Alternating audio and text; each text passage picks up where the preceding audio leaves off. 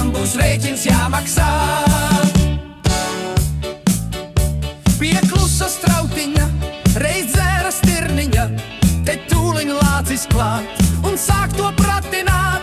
Kā iedrošinies tu man ķēpāt dzērienu, iedrit vai sasper jods, tev jāsaņem būs sots. Kungs, jūsu vietiņa ir gluži neskarta, jo redziet, lāča kungs, es dzēru leipus jums.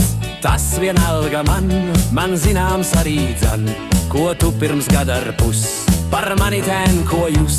Bet kungs pirms gada ar pus vēl nebija piedzimus, Tad tā tava māsa bija, bet tā vēl šūpulī. tas vienalga man, rūts lācis tā kā skan, un nabaga stirniņa tika aprīta.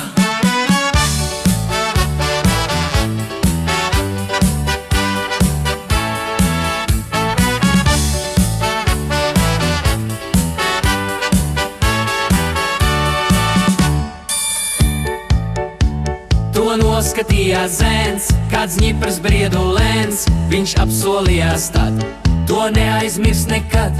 Viņš šodien klausās daudz, kur jauni vēji šalts, lāci uzmana, ragus asina, vēl lācis laupīt māk, bet aptaukoties sāk, var gadīties ik brīd, kad tam kājas slīd. Tā ir un būs, ka kaimiņš mīlēs mūs un lepni dzīvos mūsu dārziņā.